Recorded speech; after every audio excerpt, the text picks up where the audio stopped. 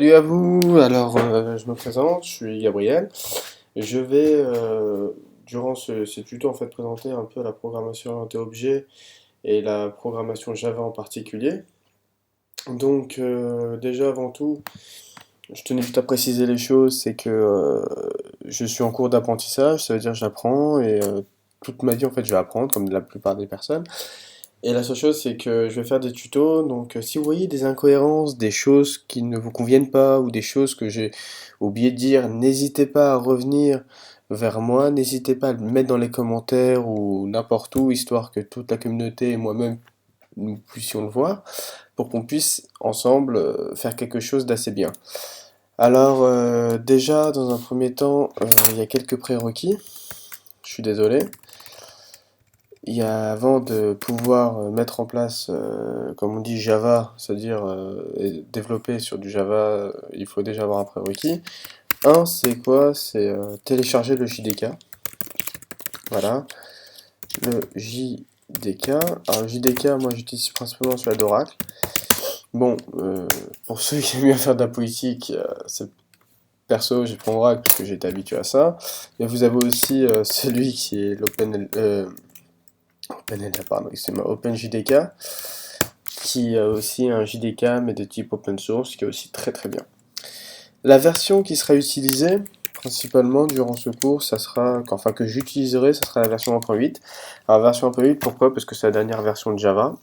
Cette version 1.8 supporte les dernières nouveautés de Java qui sont tout simplement les streams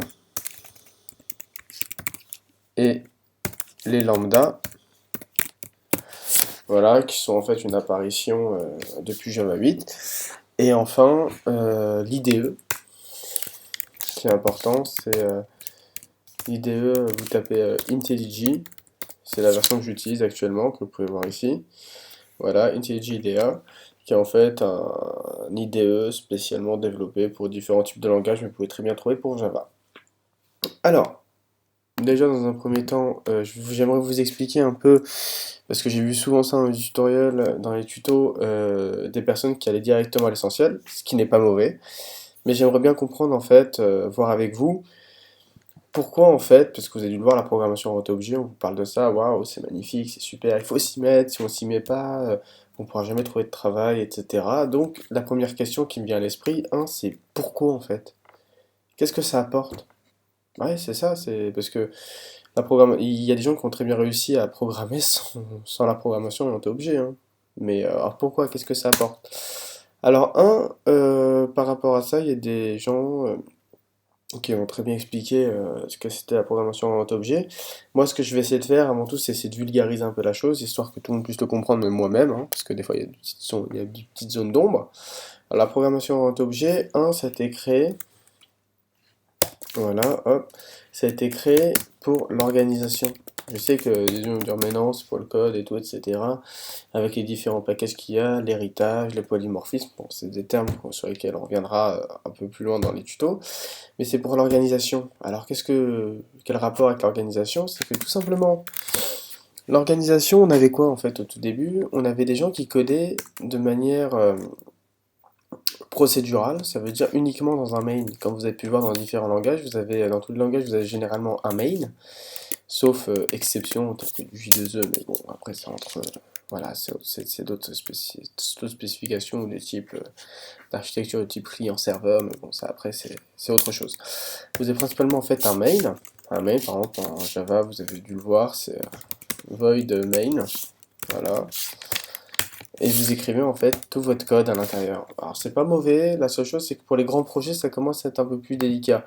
Vous avez différents moyens qui ont été mis en place, différentes entreprises ont eu leur méthode, un est déclaré tout dans des fichiers header, dans des fichiers .h qui leur permettaient d'avoir une norme, une forme de norme, d'autres utilisaient d'autres moyens. Donc le Java est arrivé, enfin la programmation orientée objet est arrivée dans un premier temps pour casser un petit peu et faire une forme de norme générale, pour que tout le monde puisse développer assez facilement. Alors par rapport à ça, je vous disais l'organisation, donc ça permet de faire ça, de mieux organiser en classes qui sont en fait une norme bien spécifique avec à l'intérieur différents attributs et tout ce qui va avec, les attributs, les fonctions, et voilà. Donc à partir de ça, c'est pour une norme d'organisation que ça a été développé au tout début. Ensuite, excusez-moi, voilà. Voilà. Ensuite, un petit point, c'est sur Java. Alors, qu'est-ce que vous avez? Alors, il y a des gens qui sont venus, j'ai déjà vu des personnes me dire, ouais, Java, c'est bien, c'est sympa, ouais, j'aime bien et tout. JavaScript, franchement, j'adore. Alors, le Java et le JavaScript sont deux choses différentes. Mis à part que ce sont deux langages de programmation, mais c'est des choses vraiment différentes. À ne pas confondre le JavaScript et le Java, qui sont deux choses complètement différentes et qui ont la plupart du temps rien à voir. Ils peuvent très bien communiquer les deux, hein, telle qu'une architecture client-serveur avec en client par exemple de l'AngularJS qui est un framework JavaScript de Google, et en background vous pouvez avoir très bien aussi du Java, du J2E. Du Java Enterprise Edition, c'est en fait c'est pour faire une couche web en Java. Donc le langage Java. Alors le langage Java, avant qu'on se perde un peu dans tout ça, on peut le retrouver sur différentes plateformes. On peut le retrouver sur du système. Alors quand je dis du système, ça veut dire on fait des applications telles que vous pouvez voir sur Windows de type par exemple .exe.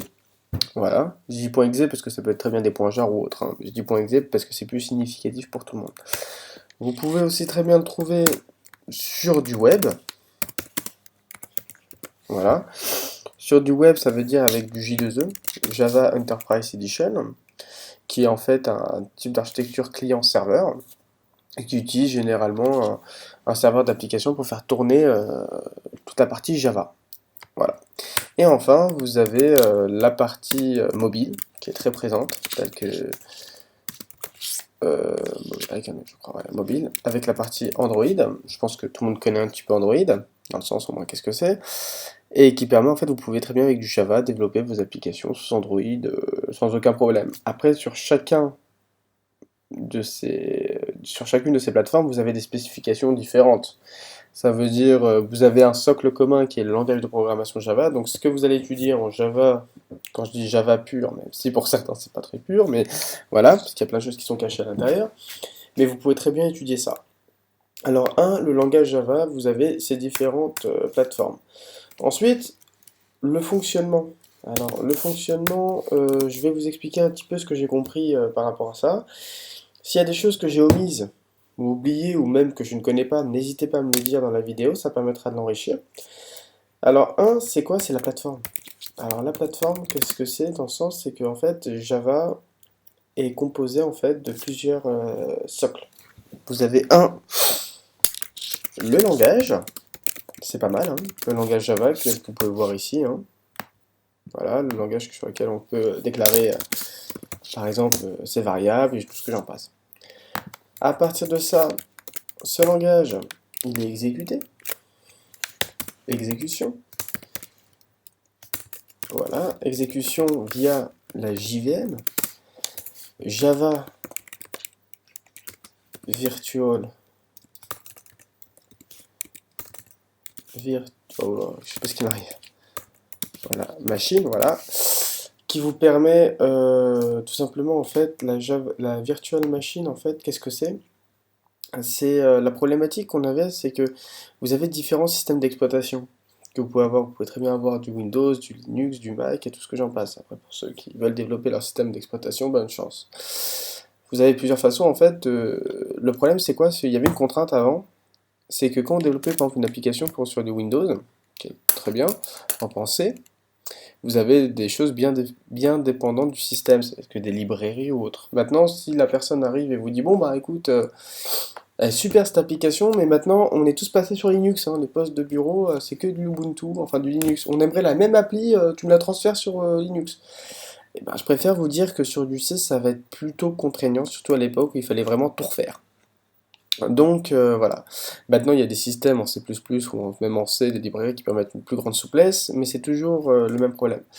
L'avantage avec ça, avec le Java, c'est qu'une fois que vous allez exécuter, vous avez la JVM. Ça veut dire qu'en fait, il va générer un code de sortie qui est en fait du bytecode. Et ce bytecode, vous pouvez en faire en fait à la fin un fichier de type jar, un fichier .jar.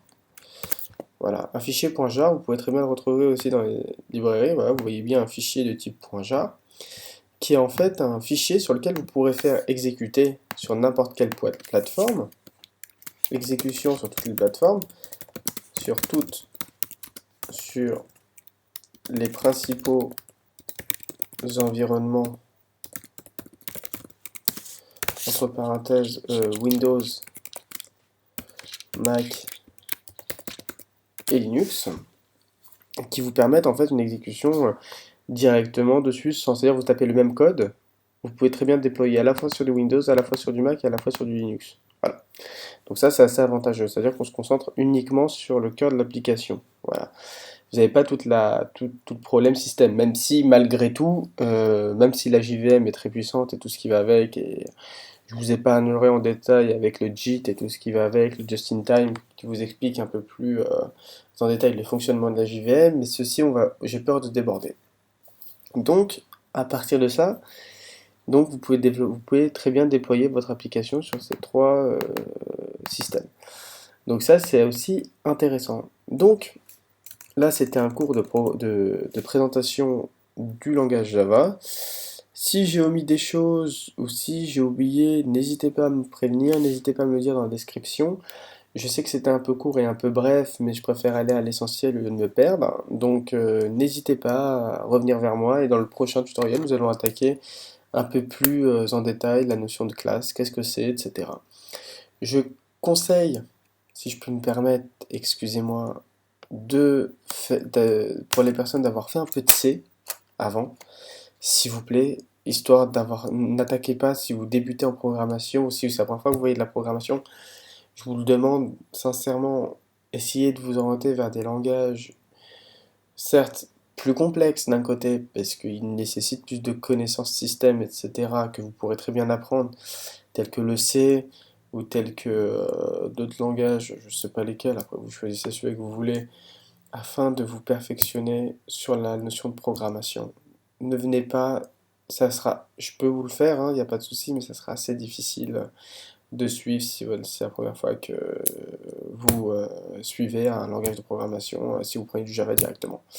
Donc voilà, bon, en tout cas ça m'a fait plaisir et bonne chance et au prochain tuto.